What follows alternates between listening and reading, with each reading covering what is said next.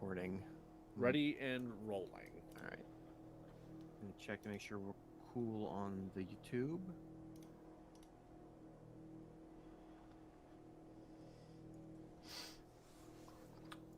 Hey, recording. We need to do another slate. Oh, yeah. Okay. Give me a minute. Oh, yeah. Oh, yeah.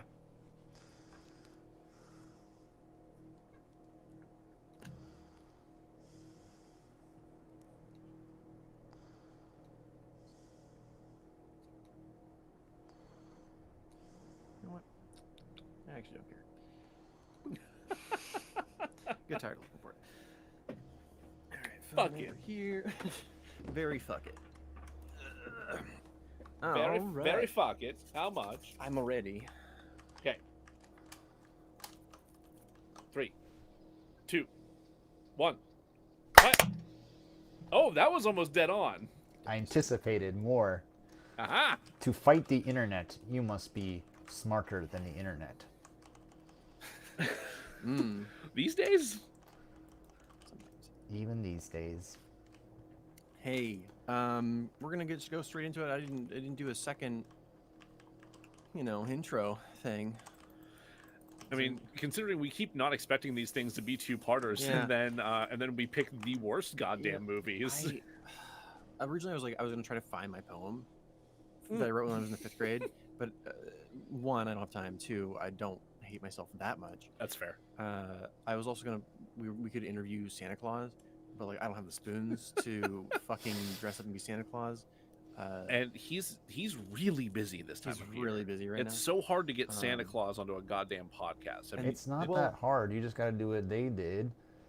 So-and-so's cousin or whatever was out of a job. No, that was just an out-of-work cousin or whatever. Right. I mean, We want the real real Santa guy. Claus. Like, I want him to throw a heretic through our table and then sit down on him for the interview.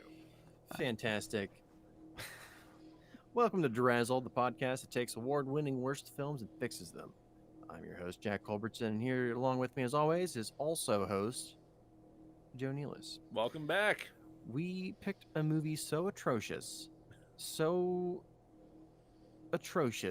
that that all of our thesaurus is burned. we ran out of words Throw it on after you, Lord. atrocious, that we burned B through Z. So here we are, same sweaty rooms, same pants, same city water, same special guest Scott McGrath. It's hard to pretend I'm not wearing the same clothes, isn't it? A little bit, It's yeah. very true. You were wearing the most distinct clothing out of any of us. Unless and- you've thrown away your entire closet and you just own those now. Well, at It's least just festive onesies. Just That exact same festive onesie. So where we left off, we had critiqued Saving Christmas. I think critiqued is putting it mildly. I think we bore a hole through this movie. Now, for those of you who haven't listened to part 1, which is confusing, you should probably go do that. I don't understand, but Scott, would you like to give him a summary of the movie? yes. The Christmas is broken, and the only way to fix it is to buy more shit, y'all. it's about bigger hams, Bigger hams, bigger geese. Is that what he bigger wanted? geese, bigger geese. I don't know if I've ever eaten geese. There was that one time I saw a goose fly into a light pole. Oh God. And it was Yeah, it was a sight to see. I've definitely would been eaten by a geese, but I've never eaten a geese. I know I got chased by one at a pond when I Mhm. was like 6, but I've played the Untitled Goose Game. oh yeah, That's that's pretty great. fun. Yeah, honestly, do you want to review that instead? Do we want to review that? It's good. It's I got a think lot of replay value. Yeah, I mean, I still haven't. I've only watched people play it. I've not myself really dug into it, but it's delightful. Cause a real ruckus is that goose. Yeah, terrorize that guy that looks just like Griffin McElroy. Oh man, unfortunately we can't talk about the Untitled Goose Fuck. game for the next hour and a half. We have to Duck. fix Saving Christmas. We did contractually agree to do that, didn't we? I don't know why, and people keep saying like that's a really good idea for a podcast. I'm like, yeah, until you have to watch this shit. 1 second, Lance. It sounds like you're Scott's being robbed currently. Give it a minute. Okay. Okay. Sorry. So No, it's okay. we left off critiquing the film, quote unquote critiquing, but what Eviscerating. we didn't answer the most important question, the question we always end our critique with, possibly because we don't need to ask it. Does Saving Christmas deserve its accolades? Gents? Undoubtedly. I think. If I anything, think it it's just- doesn't get enough hate. I think it's. Does it deserve worst picture? It would have to be a picture. Oh, can you be so far off prompt that you don't actually qualify for the award? Right, like you just get an incomplete. Doesn't say dogs can't play basketball. No rule says that no, we cannot airbud Saving Christmas out of its Razzie. No. I'm sorry. What's your solution, Joe? This is not the problem I expected to have to solve today. The tables have been turned. Oh boy. Great, fantastic. I'm gonna say yes. You guys say yes. Fantastic. Let's never think about that again. Yeah, no. In fact, you can really stop thinking about the movie altogether because we have a very strict series of rules for fixing movies here. But I didn't watch a movie. Scott, did you watch a movie? I didn't watch a movie. Joe, did you watch a movie? I'm pretty sure I did not watch a movie. That was not a movie, so I feel no obligation to fix a movie that doesn't exist. I'm pretty sure that means our rules don't apply. Our rules don't apply. And actually, you know what I'm going to do, Joe? I'm not going to fix it. What are you going to do? I'm going to make a sequel. Wait, what? Today, Oh, no. we'll be pitching Saving Christmas 2, Pagan's Revenge. Oh, no! If you felt like you were a victim before, you were wrong. But now you Yeah. are. Oh, my God.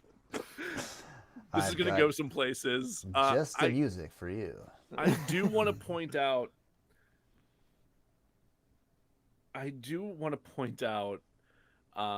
Actually, can we hold for 1 second? I'm getting a Holding. work call, I think. Holding for sound. Hello? Hey, what's up?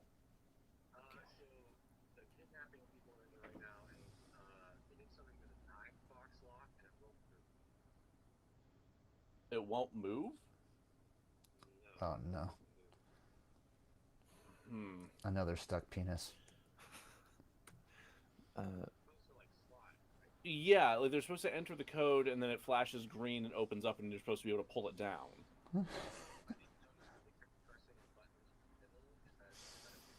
I hope someone's stuck I mean, in a if they game press right the now. button in the middle, that will clear out Just what they've trapped in entered. a saw room. So if they're able to to enter that again without pressing it, it should be able to just open. I mean, unless they've like literally damaged. You know, Jack, in something it. we didn't talk about. I think the budget for this film Okay, fantastic. was like $500,000. Yeah, no problem. Really? I think. Okay, bye. And it made like a couple in the box office. Sorry about that. No, that's That's fine. Fine. Scott was crushing my soul, and skull. With what? Where else would your soul be? Apparently this We were movie just talking had a about budget. the monies. yeah. I'm pulling that off memory, but I think that's right as it is. Oh, the budget for this movie. Yeah. I saw. No, the only thing I saw about the budget was somebody in a Rotten Tomatoes comment said something about $500,000, Okay. and that Kirk Cameron brought in 2.7 million off of this. That's pretty much exactly what we were just saying. Is that $500,000 budget and it made a couple million in the box office. Yeah. I mean, $500,000 isn't a lot for a movie. No, but it's not. No. You do have to wonder where did it go? Where did it go? Like, the talent is like a church congregation and his sister, and like I don't know how much they're being compensated, but I'm just guessing, not Nicolas Cage money.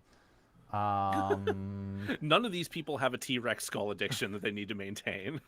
I mean, honestly, like, how many actual shots are in this film? Like, it's got to be the shot per like runtime has got to be such a low ratio, because it's just like 6 shots per scene slowed down so much so they can cover the voiceover and pad it out to a feature-length film. Like, just the amount of slow motion in this movie. So like, there were times where I literally felt like I had dosed something and was just perceiving time wrong. You can only hope. So just like, where did it go? I know shit's expensive, but like, what shit? Would you guys like to hear my much more expensive film? Yes. Great. Very, very much so. All right. Saving Christmas 2, Pagan's Revenge. We open on the same palatial abode, the same big chair and fire, but a clear mug with spiced apple cider. Ugh, you pagan. In the chair sits a thin man with an even thinner mustache. Dressed in a tight candy cane themed suit and Santa hat, John Waters looks into the camera. Yes! And gives a wry smile. Happy holidays, you gorgeous perverts. I can hear him say it. He sips from his mug, cinnamon clinging to his upper lip. In his lap lies a leather-bound tome. John explains that he has a doozy of a story to tell. A story where one lousy a-hole saves Christmas. He opens the book, and as though bursting from the pages, we are greeted by the screaming vocals of the Oakley Dokleys. The Flanders Metal Band? Oh my god, yes. As the opening credits play, they sing Re-Education. I'm in love already. Fuck yes. And it's in stark black ink.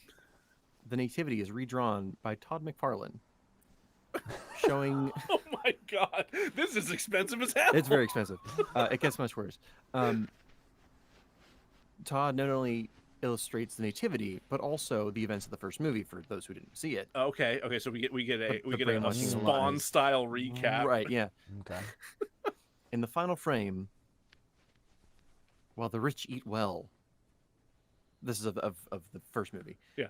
The screen oozes India ink, the title of the film spelling out in negative, Saving Christmas 2, Pagan's Revenge. The letters sink into the black ocean. When the camera pulls back, we see that we're in close-up of a large man's lengthy black hair. This is Weston Cage. He sits at the base of the Christmas tree, pouting, a large rectangular gift between his legs. He glares off screen. We cut to the couch where his parents, Nicolas Cage and Holly Hunter, sit. Holly smiles, excited to see the joy on her son's face. Nicolas Cage, dressed head to toe in Ned Flanders clothing, doesn't care. He could care less. No, he keeps checking his phone. Do you realize how hard it was to keep a straight face every single time you fuckers said Nick Cage throughout the first part of this? We did say Saint his name Nicolas a lot. Cage. Get it right. Oh my god. I can't believe that we... There's a couple things you guys called that I'm like, fuck. Well, even like the metal music. You're like, I want a metal. I'm like, yeah, me too. Well, Scott already made that joke to us the other day. Like, he put together that trailer that I think we should share, because that is... Like, that... I got Nicolas Cage and metal. I'm happy, y'all. So... Where do I sign for financing? So before I got interrupted by a work call, I was going to say, Jack had mentioned to me that this is the dumbest thing he's written since Knife Breaker. Oh, easily. And that got me excited, and then I got worried because look what we're talking about. Yeah. Now I'm just the happiest I've been in days. I should really quick, because we did do a disclaimer in the first episode. Yes. If you are a person who takes the religious a Christian who takes the religion very seriously and doesn't like to laugh about it, I guess you're not gonna like this episode. No, you're not. It's I can, not. I can tell already. If you don't like movies like I remember it now, it's Last Temptation of Christ was the Scorsese film. Oh, okay. Yes. And Dogma, any movie that like rewrites the narrative of the Bible, you're not gonna like this. It's not out and out crass, but takes liberties. It takes liberties. Okay. I would say that like if Not you like have Liberty religious University. The sponsor of the film on YouTube. I think if you have religious trauma, you're probably fine with this one. It's So if you want to skip part 1 and listen to part you 2, can just go straight to part 2. Great. Okay. With some encouragement from his mother. Oh, I also want to point out that we're reuniting Holly Hunter with Nick Cage. I got that. Yeah. Okay. Yeah. From Raising Arizona. Yeah. Okay. Cool. Yeah. No, I'm picking up what you're putting down. I'm sure the audience appreciates that. Wes Cage opens the box. What he sees does not thrill him. Looking over his shoulder, we see a perfectly folded green sweater and brown khakis, the exact same attire that his father is wearing. He's had it. Throwing the box against the wall, Wes stomps up to his room, shouting, "I hate Christmas!" I assume that's how he sounds. It's gotta be. I spit so much. Nicholas jumps off the couch, yelling right back, "Don't you dare say that!" I can't do Nick Cage voice. Don't you dare say that. Sorry. That was bad. We just give him a call. I'm sure he'll He'll do it. He'll say yes. Wes's bedroom door slams shut. Nicholas turns back to Holly, boggled by the display. Holly gives Nick a disappointed look. That's what you gave him last year, Nick. And the year before that. Nick retorts, "It's important to have new clothes, honey." Only Flanders. Only Flanders. Only Flanders. But it's clear that this isn't going to fly. Checking the time again, Nick Cage promises to make everything better. But if he doesn't get downtown soon, who will lead the protest against those filthy pagans? Pastor Cameron says that the solstice is just a bunch of lesbos scissoring. Scissoring, Holly! Holly pleads for him to leave them alone. They're just holding a little winter solstice festival in the park. Nick calls her a traitor, saying that they're taking Christ out of Christmas. He stomps away, leaving Holly alone. Holding back a tear, she steps to the Christmas tree. With one hand, she reaches out, palming an ornament tucked towards the bottom. It's an ornate photo of Holly, Nick's parents, and little Weston smiling, enjoying Christmas as a family. Oh, Nick, what happened? This is very much a whatever popped into my head went on the page. Oh yeah, no, I'm imagining this is So similar to the actual movie. This is a pseudo stream of consciousness Yeah. anti-sermon. Yeah, it very much is. First draft, if even that. We cut into the inside where Nick rushes downtown, inside of the car. He's on the phone with Pastor Cameron. This is Kirk Cameron, obviously. Promising he'll be there on time. Pastor Cameron asks Nick if Nick liked his gift, to which Nick forces a yes. An unopened copy of Saving Christmas, a DVD copy specifically, not a Blu-ray, sticking out of his coat pocket. Suffering a guilt trip, Nick becomes distracted by his disposable coffee cup. Instead of saying Merry Christmas, it has the gall to say Happy Holidays. Nick ain't having it. He takes the cup and with a Sharpie scratches the words out before writing over top, Merry Christmas. When he looks back at the road, he sees a large deer standing in front of his car. Nick swerves. The coffee spills. The car spins. And with the sound of crashing metal, the screen goes black. In the dark, we hear a deep, nervous voice. Hey, Nick. Hey, Nick, are you okay? A second voice, that of a teen boy, says, Man, I told you to look both ways before you cross the street. Nick becomes conscious in time to hear, We don't have roads at the North Pole. Nick sees a large, Big Bird-sized reindeer standing over him. This is John Goodman inside a Jim Henson's puppet suit.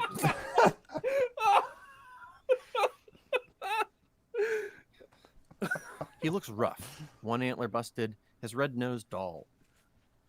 Nick Cage freaks out, saying he must have hit his head. The deer, Rudolph, obviously, Clearly. explains that they've come to collect Santa Claus.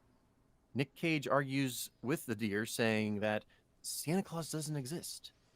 With a smirk, Rudolph says, maybe not on this earth, and maybe not in the way you imagine, but he does exist.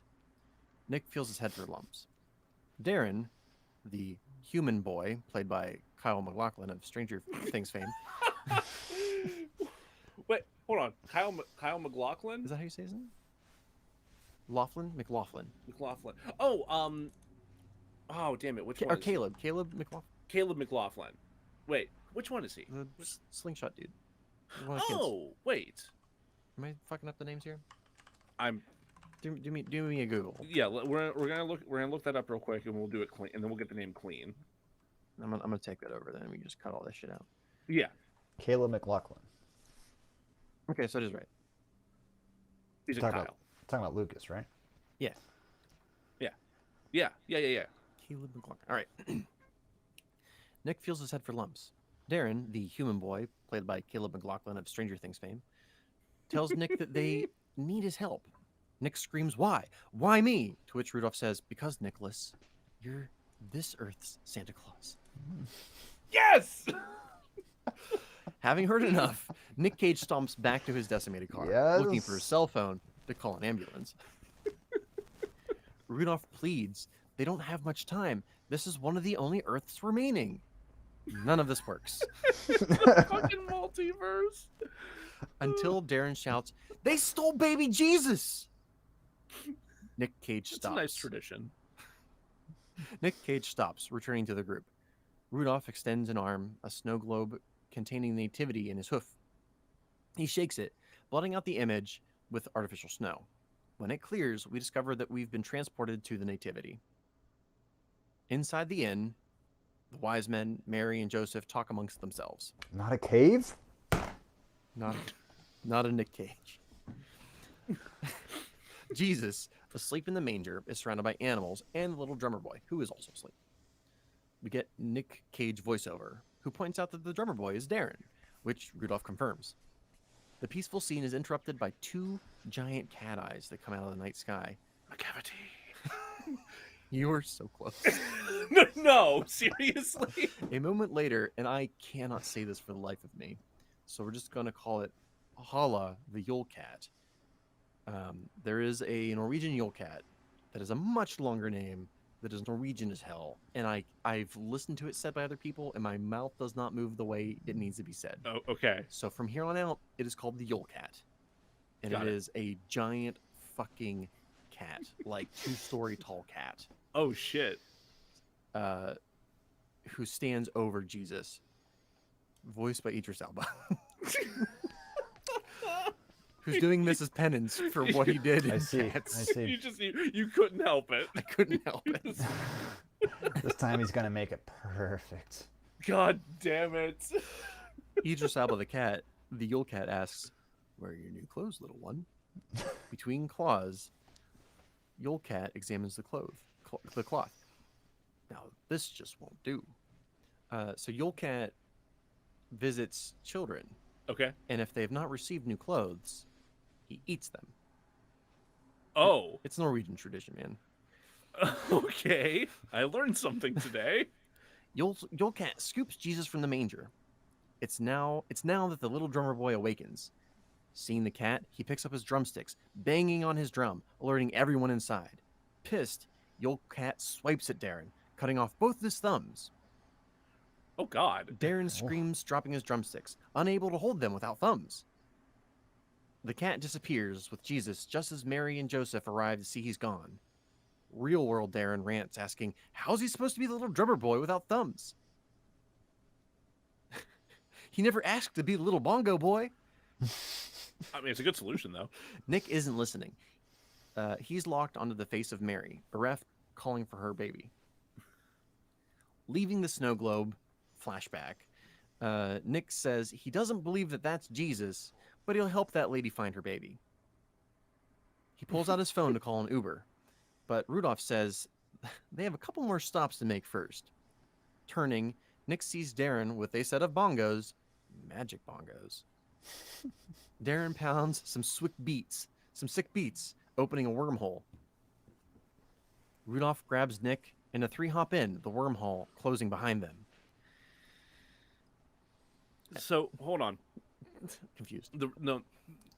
Sure, but the response to I'm gonna call an Uber isn't that doesn't work here. It's hold on, we have a couple more stops to make. Right. All right. Just making sure I heard that correctly. Got one of them water cars that comes up to the Arctic. So we, and so like that's Opera? pretty like written out, right? So from here it's a little bit more bullet point. Okay. So we cut to a Viking colony in Germany where Dev Patel plays Klaus, the Viking Santa. It's You just brought like Dev Patel back in here too. revenge You brought of poor the Merry Razzie Christmas. actors. They What all is that, Scott? pagans. This is everyone gets their revenge if you're a Razzie winner. I'm just glad you didn't call him Dave Patterson this time. Dave Patterson wielding an axe. Actually, Scott, this is a really good idea. We should write like a fix where we only can use Razzie winners. Oh, that would be fun to sell, actually. That's like gotta John be your Goodman has like your season never- finale or No. something. Yeah. So Dev Patel as Klaus, Viking Santa, is slaying these shadow beasts with a massive axe. Nick Cage does not like this because it reminds him of his disobedient son, who is a metalhead and therefore wears things and is incorporated with derivatives of Viking mythology. Of course. Without them and their shitty traditions, his son would love him. Anyway, they get Klaus to join them, saying he'll be able to rid the world of these shadow demons forever. Next, we travel to the medieval English town. A mob gathered in the town square. It's the time of the night where my mouth just stops working. Oh, Jesus. A smelly bearded man wearing a paper crown, played by Daniel Radcliffe, is raised above the crowd. He proclaims, "I, your lord of misrule, doth proclaim, let the fucking begin." He would do it. He would absolutely absolutely do do Yeah, it. this is written for him. You wrote this whole thing for him, didn't you? Just for that one scene. He's not seen again. Just Just that one moment. Yeah. No, falls right off the Radcliffe. so somebody in like theaters can lean over to their girlfriend like, he wouldn't do that. He would though. He Was would that though. Harry fucking Potter? Saturn, who is also played by Nick Cage, speaks with the team. We learned that he's the one who gave Darren the time traveling bongos because he's Kronos. Sure. As the holiday orgy begins, we see that the shadow creatures have followed the gang through the bongo hole. Now in the light, we see that the shadow creatures are actually thousands of Fred Phelpses. Their bodies stretched to be Slender Man-esque. Scott, you planted the seed yourself, you motherfucker. I had to create plot where there wasn't one. Rudolph, Darren, and Klaus defend the people who are too busy fucking to care that they're being murdered. It's an orgy.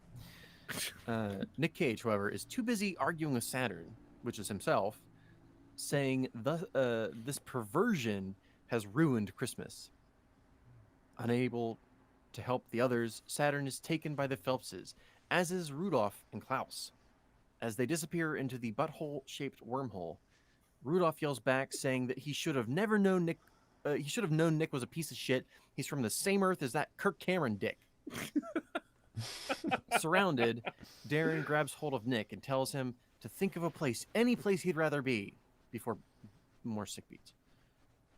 Of course. The two reappear outside Nick's home, except that it's now a utopia where evangelicals rule the world. It's everything Nick could ever have wanted. His son, who loves him, dresses like little Lord Fauntleroy. He's still an adult. I don't know if I made that clear. Oh no, like, of course no. Yeah, as like current age. current age just- Weston Cage. Holly has giant cans. He has a whole room of just T-Rex skulls. It's a dream come true. And most importantly, his mother is still alive. He tears up, saying that he's become the good Christian that she's always wanted. She hugs her son, happy to have him there. She then immediately asks what his court jester is doing out of his cage. This is Darren. It doesn't Oh, take no. long for Nick to realize he sort of put his mother on a pedestal after she died, and that she was actually super racist. Oh boy. Nick is taken to the giant pearly white castle that is the megachurch at the center of town. This hub is overseen by Overpastor Kirk Cameron. Nick is one of his most trusted disciples, holding the high rank of Dungeon Master. Fuck you. Here, books are outlawed. The gospel given only through oration, so that, in the off chance that Overpastor Cameron needs to change the wording a bit, he just does and claims that it was always that way. Sure. Understood. Did I say fat goose? I meant fat duck. Yeah. Darren, I meant thick goose. Darren, now dressed in super racist attire, pleads with Nick to help him find the others. But Nick doesn't want to leave this paradise. However, after a night of quote-unquote procreation with his wife, which is akin to two 2x4s rubbing back and forth until warm, Nick is having some second thoughts. At work, Nick learns that the Dungeon Master is a literal title. His office is in the dungeon, which he is the master of. There he's amazed to find gods from every religion, chained and caged. He finds the imprisoned Rudolph and Klaus, but before they can make their escape, Nick is drawn to the furthest, darkest room. He discovers a man in robes with a beard on a cot, reading a copy of the Communist Manifesto. This is Jesus Christ. Excellent. So, give my voice a break. How you So guys? I how you think feeling about I think we can call that maybe we'll call that a break for ads. It's a pretty Oh, right. pretty Yeah, yeah. powerful Oh. image to let people consider Let for me a deliver moment. it with some more power. A copy of the Communist Manifesto. This is Jesus Christ. And Superstar. ads. Oh lordy. Christ. I am thrilled with how fucking dumb. It's really dumb. It's Is it? really dumb, Is and it it though? doesn't get less dumb. I fully expect that it's just going to continue to get more and more dumb as we progress here, and I'm thrilled with it. I do want to when we get back, and it's kind of padding, not unlike slow motion. I want to talk about so how offensive and how close to fact is it? Just any kind of discussion of the currently spoken material. Sure. But clearly, this comes from mine, who's watched way too much sci-fi. I mean, yes, undeniably, yes, but god damn it, if it isn't fun as hell. Oh boy. And also a narrative. Did you? Yeah, really. It's. I knew whatever I wrote, regardless of how much of a fugue state I wrote it in, it was still gonna be better than Saving Christmas because it's a fucking movie. Yeah, 100%. Even if it gets an F, that's more than incomplete. Yeah. Yeah, Yeah. you turned in the assignment. Did either of you see the trailer for the new Nick Cage movie?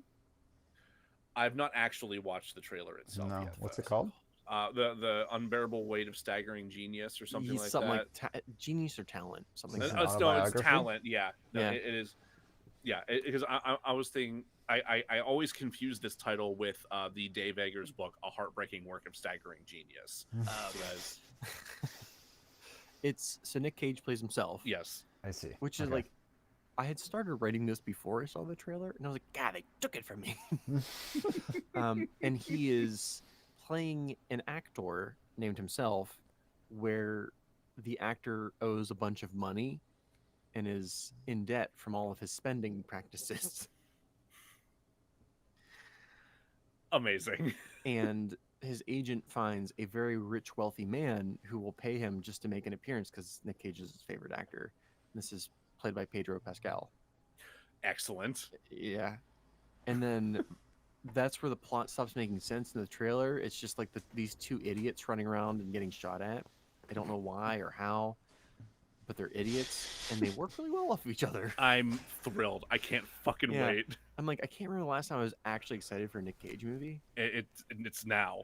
It's now, like, and I don't adore Nick Cage like some people do. Like he's not like, people watch him more for the memery of it. Yeah. He can be exhausting Yeah. sometimes. And like, I've watched him in older movies before he was a meme, and like I've enjoyed him, and he's turned in some like really good performances. Yeah. And like, I genuinely like Raising Arizona. It's phenomenal. Yeah, it's an excellent movie. But like, of his recent work, this like how do I want to put it? Jaggedy delayed video of Scott swiveling his hips is everything I could have wanted for Christmas. Surprised you Like- can even see where they are. Like, the delay makes it so much better. It's real good. Oh, Oh, fuck.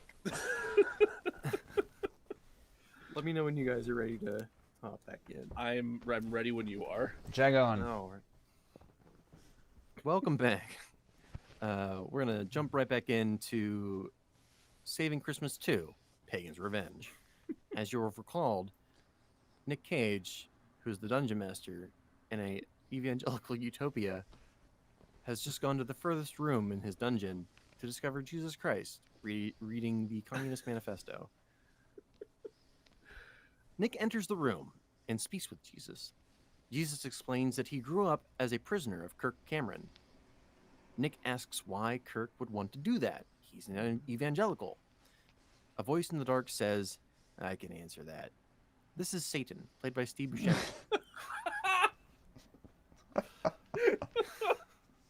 Oh, excellent. So a little bit of evangelical history, which we should have said in our first episode. Evangelicals believe that after 1,000 years of misery, Jesus Christ will return. Yeah. I don't know if that's a common knowledge or not, but I do want to point that out. It After explains a lot. 1,000? I think it's 1,000. Okay. Yeah. Sure. Yeah. I don't remember offhand. So, at this point, when did misery start? How late? I don't are know, we? but How do we define misery? I tell you in my story. In real life, I don't know. Satan explains that in the original timeline, evangelicals, after having successfully caused 1,000 years of straight misery, brought about the end of days. When Jesus came to punish those on Judgment Day, the evangelicals were super pissed to learn that they were going to hell, and all the gays were not. It's kind of like if you actively cause misery, you're kind of a dickhole and you get sent to hell for it. Satan This thought universe this doesn't have any bearing on reality, and I'm confused. Satan thought this shit was hilarious. Of course. That is until he saw that Rob Zombie was going to heaven. They had party plans. God fucking damn it. So he offered Kirk Cameron a deal. His soul for any wish. No. Knowing he's going to hell either way, Kirk wished to become a time traveler. Satan thought, fuck it. This'll be funny. This will be funny, and plus me and Rob still get to party. Yeah. We had plans, god damn it. But he didn't know Kirk was going to time travel, time kidnap Jesus to prevent the end of days. Of course, Kirk still preached Christianity. How else was he going to be able to control his cult members? Slow clapping Kirk Cameron steps from the shadows to confirm wait, wait, he's also in the cell. he walked in Oh, okay. to confirm Satan's story. Not that it'll matter. The Earths are all collapsing in on this continuity, and then the evangelicals will live forever. He summons the Phelpses. No. Do you want to give a quick summary of who Fred Phelps is? Oh, Or yeah, was, guess? I can give you a quick and dirty crash course here on Fred Phelps. So Yeah, he was the founder of the Westboro Baptist Church, who are, I mean, culturally irrelevant at this point. Yeah. This motherfucker died, if I'm not mistaken. Like most of his children have disowned him. Yeah, like, but his church was the one that would always be around, like holding up like, you know, inflammatory signs about how like God hates gay people with, you know, slurs on them and so on and so forth. They would even like go to like the soldiers of or the funerals of soldiers to like people who died overseas to like, you know, as their bodies were being brought home, and they would protest their funerals too. It was like there's some weird sick nonsense there. My favorite thing about them, though, is that there's a house directly across the street from their headquarters that is just the loudest, gayest looking house in the world. And I thought you were going to bring up Red State. oh, but no, that is the other thing is Kevin Smith's film Red State, a film which he insists is not political. That Kevin Smith insists is not political. Which I think is incredibly frustrating to me, but I don't. Okay. He basically creates a Westboro Baptist-esque organization. John Goodman is the main character in the film. He's like the police detective. He's the police. He's like the main antagonist. Yeah. And oh gosh, I can't remember. Well, no, because John Goodman's not the. I guess it depends on who you think the good guy is. That's fair. Yeah. Because John Goodman, because they're the actual Fred Phelpsian figure dies at the end of the movie, if I'm not mistaken, or is killed. It's been a long time. Yeah, it's been a while. It was a rough movie. It's weird and out there, and the Westboro Baptist Church also protested. Protested that, which I wonder if Kevin Smith infiltrated that protest. He invited them in to see the movie, and like whatever. Because I think Fred Phelps was already passed at that point. He had to have been. I don't know why I said it like he passed. Like he fucking died. Yeah, no, he's warm. He was already worm food at that point. Kevin Smith invited whatever daughter was in charge, and she's like, "Oh, Kevin, that movie's filmy." Well, and that's all you need to know about Fred Phelps. Yeah, fucker's dead. He's dead, and he was a piece of shit. Nick Cage tries to help Jesus escape, but Jesus says he's staying. He believes in humanity to do the right thing. Don't. That's a bad idea. As much as Nick wants to believe that too, he's seen what humanity did to him. What they did to the timeline. Jesus says yes, regardless, he has faith in people. Darren, hands swollen from too much bongoing, says he can maybe manage like one last escape. They will Play go with your feet. I guess you could bongo with his feet. He has really tiny thin legs. Just all the powers up top. Oh, that's skip leg day. all of them.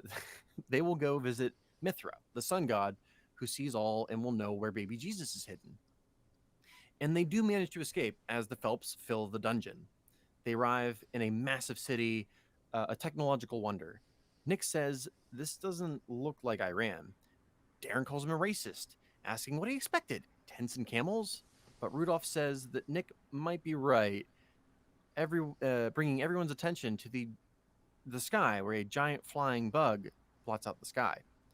Unfortunately, they fucked up, going to Japan, where they found Mothra, not Mithra. Oh, no. Fucking idiots. Before they can regroup, the Phelps come out of the residual wormhole surrounding them. A battle ensues. Mithra spit blast. I gotta be honest, I've never actually seen a Godzilla movie, so I don't know what Mithra does. Mothra. Mothra does. But in this one, Mothra, which I'm pretty sure is female, spit blasts Phelps's. Sure. It's fine. Klaus cuts through them a path to the high ground. Dev Patel really gets screwed in this one. Like in this draft, he doesn't get the attention I would give him in like a second or third draft. Sure. Meanwhile, Rudolph begs Nick to think. He's from the same Earth as Cameron. Where would he hide baby Jesus? That's when Nick puts it together. Cameron hid Jesus in the one place no person would ever look. Saving Christmas. Nick removes the copy of Saving Christmas from his coat, opening it, and like the Necronomicon, is sucked inside. No. We have to go back there. Except now Nick Cage is in it. Yeah. He was already, you guys. Nick Cage sneaks around the dance party in the living room. And there it is. The snow globe of the nativity. Nick raises it above his head, whispers, "Rosebud, motherfucker." And chucks it at the ground. Baby Jesus rolls out unharmed. Now they just have to make their escape. However, when Nick rounds the corner, he finds Kirk standing in front of a tree, his wife and son tied to it, guarded by a. I still couldn't remember the name of the group at this point, so I named them the Fetal Fancy Fans. Family Force 5. And looming over everything is the massive Yule Cat. Kirk explains that this is Yule Cat. Yule Cat punishes children who haven't received new clothes for Christmas. Kirk says it's some stupid druid thing. Of course he does. He still doesn't know what that word means. Kirk asks Holly if she got any new clothes for Christmas. She says no. Then Kirk asks Weston if he got any new clothes for Christmas. A shame, Weston admits that he threw them away. The Flanders clothes. He still got them, though. He still received them as a gift. You found my only plot hole. Well, I guess we'll just finish it here. Jig is up. Ooh, boy. Kirk offers Nick Cage a trade. Baby Jesus for his family. To Kirk's surprise, Nick rejects his offer. Then Nick Cage starts undressing. He gives his shirt to his wife and his pants and shoes to his son. Standing in his underpants, Nick tells Kirk to hand over his family, but Kirk just smiles. Jesus doesn't have any clothes. You gotta give Jesus some boxers. Kirk puts his hand out. Again, he is denied. With baby Jesus in one hand, Nick Cage negotiates the removal of his tighty whities, then wraps them around baby Jesus. In swaddling drawers. Outraged, Kirk commands Yule Cat to eat Nick Cage. He commands everyone to eat Nick Cage. In slow-mo, the horde of Phelps rush Nick and Jesus. Yule Cat lumbering over top of them.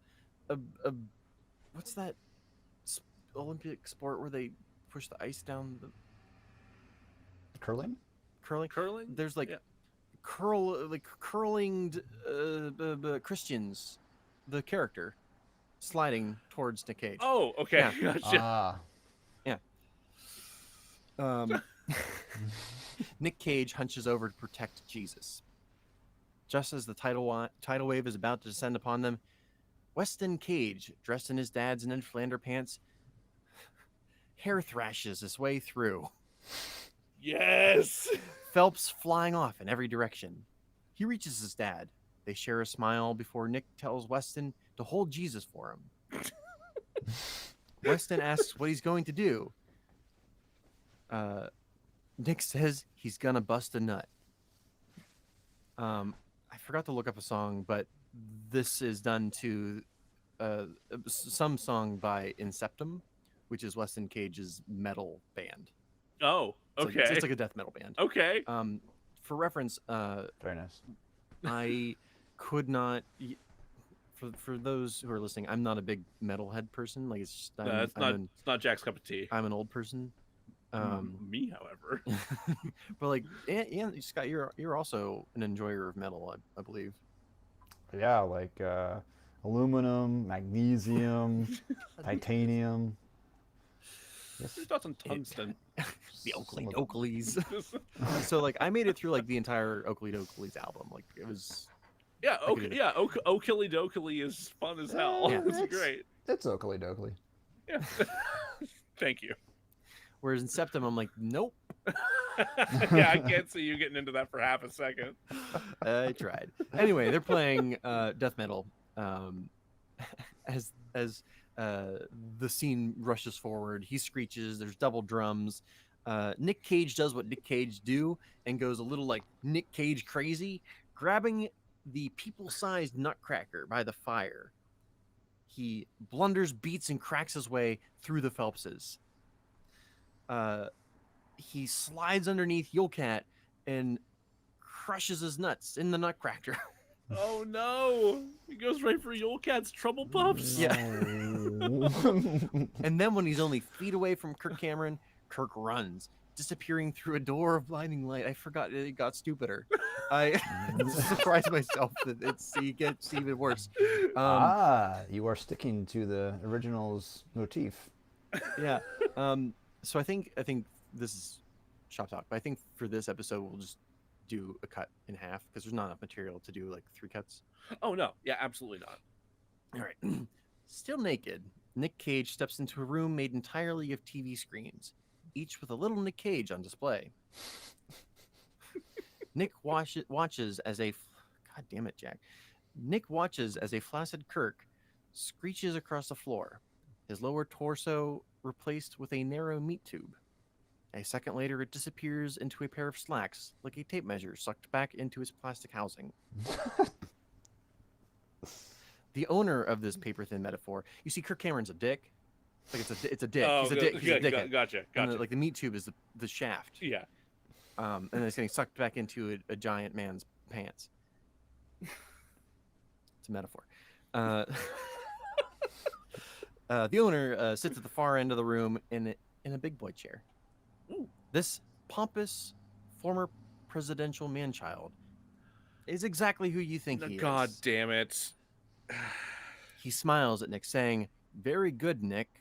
It took you only half as long to reach me this time." He goes on to explain that Nick has gone through this cycle thousands of times. Joe, don't look at me like that. I'm so angry. Thousands of times. Each time choosing to reset the universe so that the evangelicals complete their 1,000 years of misery, make a deal with Satan, and then kidnap baby Jesus before Nick is brought back to this exact point in time. Did you want me to pause? No. Okay. The giant man baby says that he can make a deal with Nick. He being the art of making a deal, of course. Yeah, sure. Nick can choose to let the events play out, likely ending with the evangelicals, the evangelical-led world we saw earlier, or he can reset things as he has done every other time. At least with that option, he gets 1,000 years before the world ends. Trump corrects himself. Well, 960, the countdown started when Reagan was elected.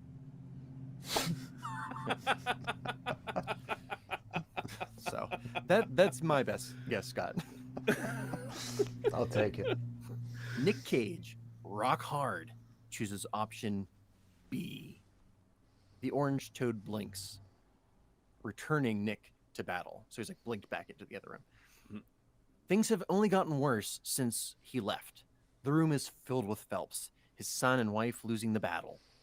Weston throws up, having thrashed too hard and too long. Holly holds baby Jesus before her, using his beams of holy light to blast through the Phelps. But it is well past nap time, and baby Jesus is quickly fading. Then Nick sees Kirk, laughing maniacally at the far end of the room, and he gets an idea. Turning to the snack table, Nick grips the massive vat of hot chocolate. He lifts it over his head and dumps the scalding hot chocolate down his body. Teeth bared, Nick screams. The room goes silent. Everyone looking at the steaming hot chocolate man. Nick Cage utters one word. Slide. With a- That I should have known we had Scott coming on. You were gonna make that reference. Obviously. We refrained earlier, so I'm pretty happy we made it this far. With a running start, naked-ass Nick Cage belly flops onto the linoleum floor. Oh. Lubed up with cocoa, he glides towards Nick Cameron with unimaginable speed. He hits Kirk's legs, breaking them backwards. Oof. Nick then climbs on top of Kirk Cameron and plants a chocolatey moist kiss on his smug fucking face. No, but it's not his wife! The room awaits for Kirk's response. Kirk looks into Nick's eyes, terrified. Kirk smiles and whispers with astonishment, "You're hard." Nick jumps to his feet, proclaiming, "He's hard!" The Phelps screech, their muscles contract. With a Weasley voice, they quiver, "Gay, gay, so gay," before bursting into a cloud of ash. Kirk tries to defend himself, saying it was just like a defense mechanism, but it's too late. Not only are the Phelps disintegrating, but so is the entire world around them. In a fit of rage, Kirk tries to strangle Nick. Kirk's hands outstretched. Nick bites down on them, spraying Kill Bill-style blood into his face as Kirk slowly floats away. He bites himself free. Yeah. The hands are dry. Just bites right through his wrists. Just With his thumbs, specifically. Okay. yeah. So we're mirroring what happened to the Yeah. drummer boy earlier. Okay. Nick makes it to his family and Jesus. Weston, scared, they're being left in the dark, and they are. Soon it is only them floating through the void, because the movies just disintegrate around them. Okay. There we go. It's created a void in the timeline. Because now there was never a Saving Christmas. Right. Yeah. Yeah. There can't be a sequel if there's no one. Yes. I wish I could preserve that was just made in formaldehyde.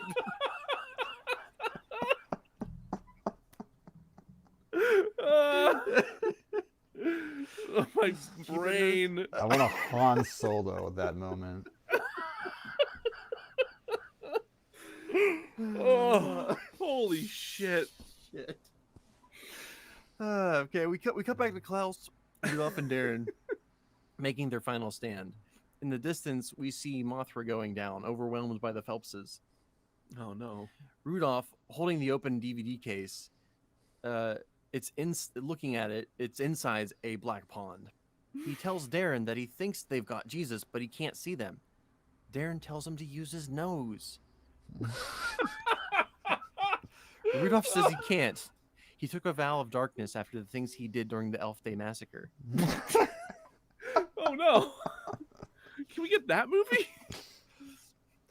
Darren says it's okay. He can be forgiven. He was just a cog in the capitalist machine. No. You can really see where, whatever's coming in, it's just going to the page at that point. You're just grabbing words. You had a Mad Lib. Yeah. We cut back to the family, drifting in darkness, ready to give in. And suddenly, a red light appears in the sky. Nick Cage tells his family to grab hold of his feet as he swims towards the light. He does like a Yeah. The DVD case explodes in Rudolph's hoofs. Nick, Weston, Holly, and baby Jesus appear, but they are no less saved. Nick tells Darren to get them out of there, but Darren says the bongos aren't strong enough. He'd need at least a what's the big drum in a bass kit? Is it just like a bass drum? It's a bass drum. Okay. Yeah. He would need at least a bass drum for that amount of people. Not that it would even matter, because he doesn't have thumbs. Nick smiles before reaching into his mouth and producing two thumbs, slapping them on the thumbless boy.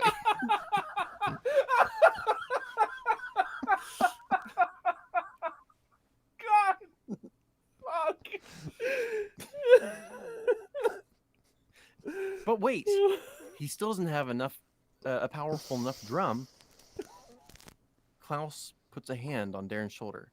Boy, have you seen this ass?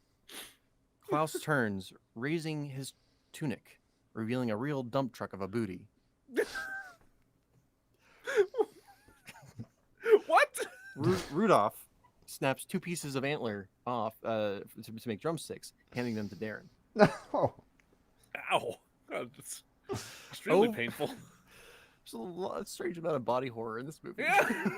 Astounding amount of body horror. Over and over again, the group chants, "Harumpum-pum-pum, harumpum-pum-pum." Darren, equipped with a new pair of thumbs, be it racist thumbs, drums that Dev Patel ass so hard and so good, it cracks time and space. Everyone jumps in, and the screen goes black.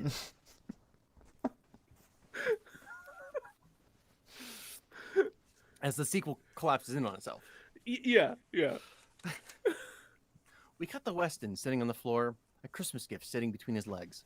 We cut to a couch where Nick Cage, Holly Hunter, Rudolph, Darren, Klaus, and baby Jesus watch with anticipation. Weston opens the gift to find a massive spiked collar to be worn to Sunday Mass. I didn't know what evangelicals did. Was it a mass? Yeah, it would be Sunday Mass still. Yeah. Everyone hugs. Nick tells his son that he loves him just how he is. Klaus says he must be off. He needs to return baby Jesus before the ice giants discover he's missing. Looking into the camera, he says, "But that's a story for another day." Everyone laughs before we cut back to John Waters as he closes the book and sets it in. Originally, I had him set aside, but I think he's gonna fucking throw it in the fire. Yeah, I think that fits. And it finishes by saying, "And yet, I can't get funding for a movie." Yeah. The end. Outstanding. So here's normally where we would like compare and contrast the two like the movie and the fix, but like, good luck. Yeah, have fun with that, someone. Jesus Christ. I think yours is probably historically more accurate.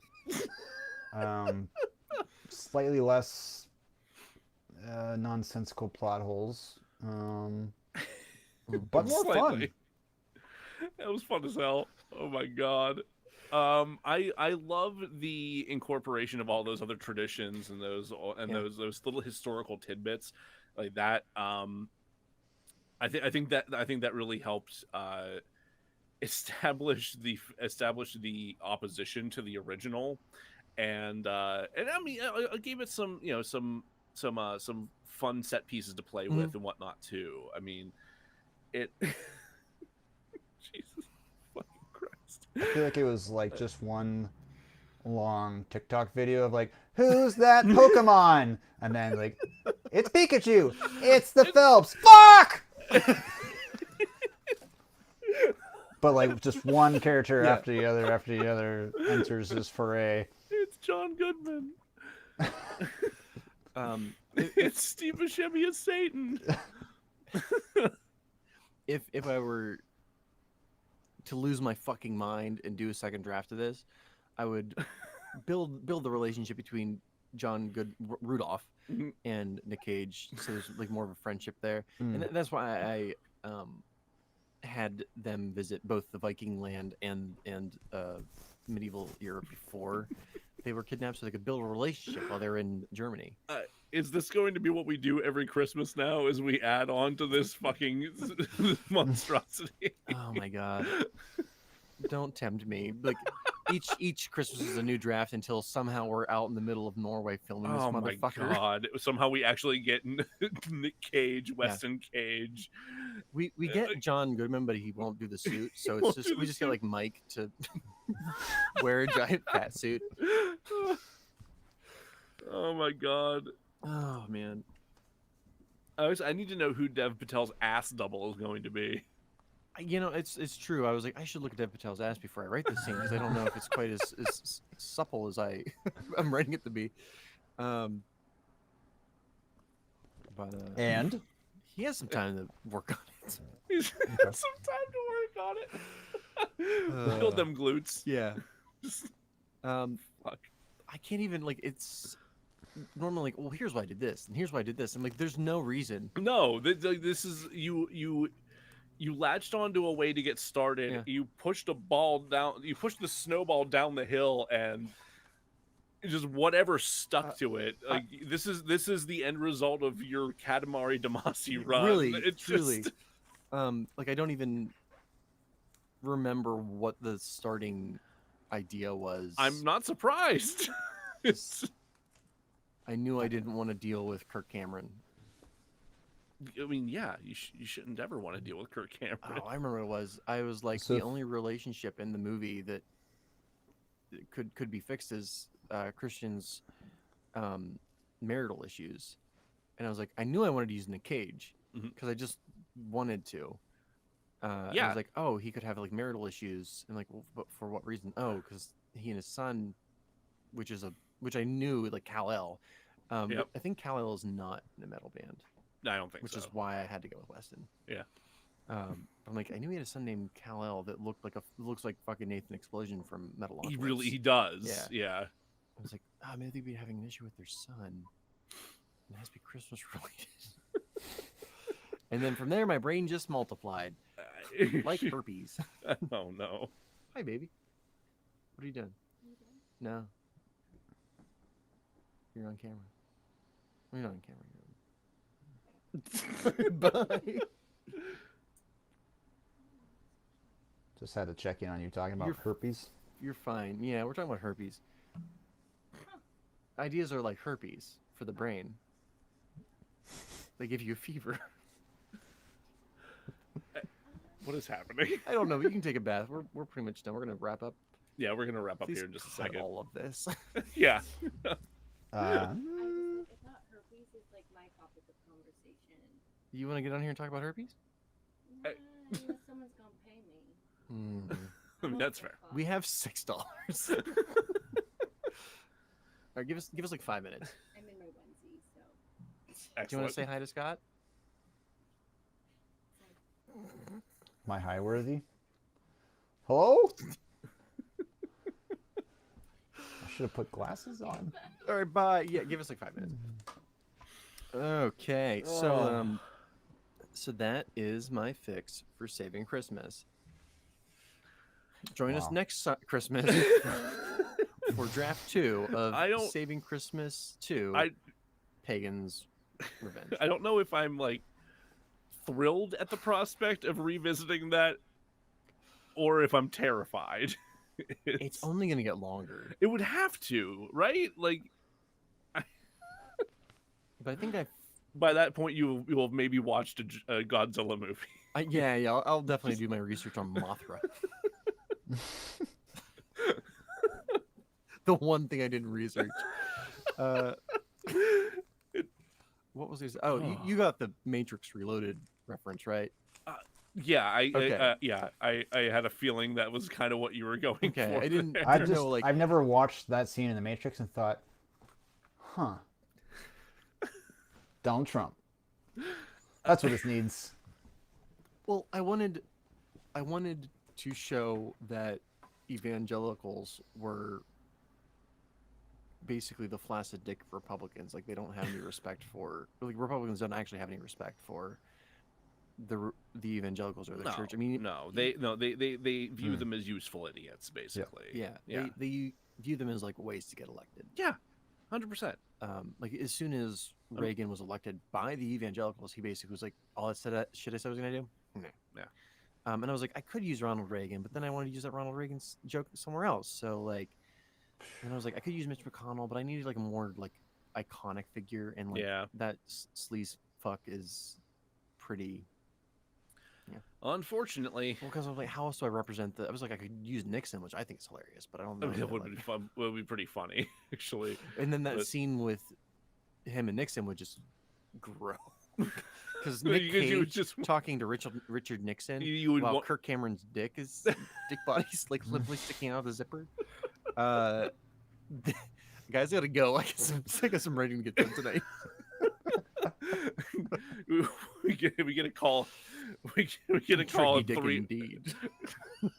You're gonna call 3 in the morning, guys. I've written 150 pages.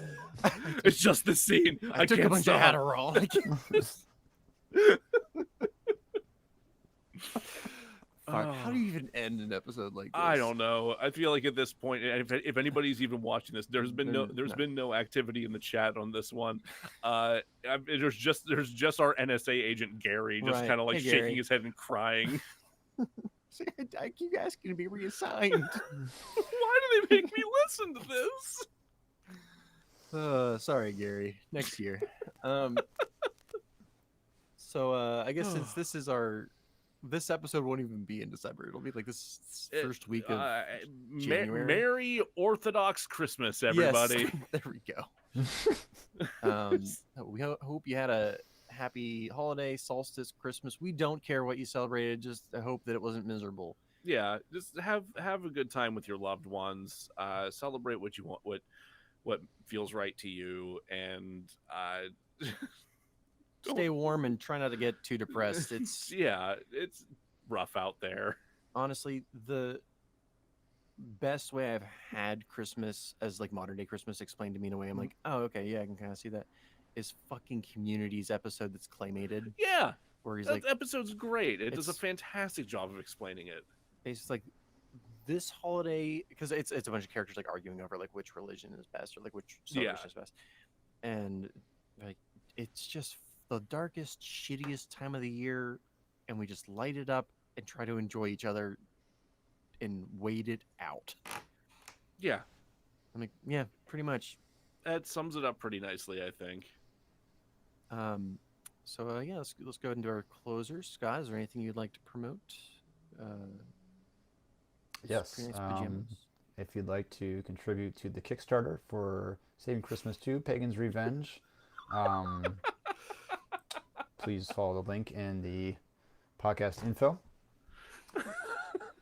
And yeah, until Good then, Lord. you can find me lurking in the background of Twitch chat. Thank you for all the support we've gotten. We've picked up a lot of listeners in the last couple of weeks, last couple Yeah. episodes. I mean, hell, within the last like 3 hours. Yeah. Yeah, just it blows us away like how much support we've been getting for this show. This little stupid project that we've been just having fun with. People seem to really enjoy it, and we're really appreciative of that. Thank you for all the kind words. Thank you to anyone who has left reviews for the show. Please rate and review us on Apple Podcasts, Podchaser. You can review individual episodes and leave comments about what you liked on Good Pods, which is quickly becoming one of the best places for indie podcasting. So check out stuff there. Check us out there. We're gonna have stickers soon. We're gonna have stickers soon. Shiny ones. We're gonna have shiny stickers soon. I know we kind of like half-heartedly talked about that like months and months ago, but like we're actually gonna do that. It's gonna be and this will be our last episode before break. and this will be our last episode before we take a bit of a break. We were supposed to take a break in December. That did not happen. Fucking cats. Fucking cats. Oh my god, we had to put so much work into cats. It really just like backed everything up. But we're gonna take a little break in January. We'll probably be back. We'll be back after that. We might have a little bit of something. We'll be active on socials. If there, I might put a little something together. Some bonus snippets, B-roll stuff. We'll see. Come back in February, because we will sure do something that Scott's gonna say. We're gonna razzle-dazzle you. Hell yeah. Hell yeah. Oh boy, oh boy, oh boy. Merry Yule Cat, everybody. Sorry, Idris. Next time, maybe. I forgot about the fact that you put Idris Elba in that cat. So did he with enough drugs. So much happened. It's like completely blanked on that. God damn it. Scott, thank you for sticking out for the long record session. No problem. I'm starting to feel a little loopy, but I had fun. Yeah, no, Same. I'm glad you did. Thank you so much. That was, whew. Oh my god, I was not expecting just how stupid and ridiculous I Oh, was real gonna dumb. get. I feel like after, and that is going to be a great follow up to part 1 though. Just holy shit. I appreciate no that words. you didn't just tease metal at me. You gave it to me. Oh yeah. Yes. Um, I would love to hear what either of you have to say about Inceptum. I'm gonna check give me them. a listen. I'm absolutely gonna check them out. I don't think I've listened to them up to this point, but Everything about him is like, oh, this is metal. yeah, This is like the cover is like some pale ass demon. of course. It's called like Nocturne of the Bloody Blah Blah. Inceptum? Yeah. INC.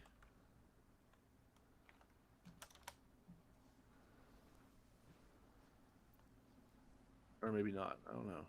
But let me know you guys think of them.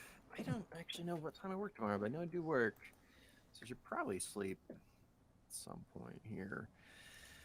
Okay, he used to be in a black metal band. I work early. Okay. All right, guys. Scott, I'll talk. Maybe see you soon. And all right. Good night. Lovely to chat with you all. Thanks for having me on. Of course. It's good to see you, buddy. You as well.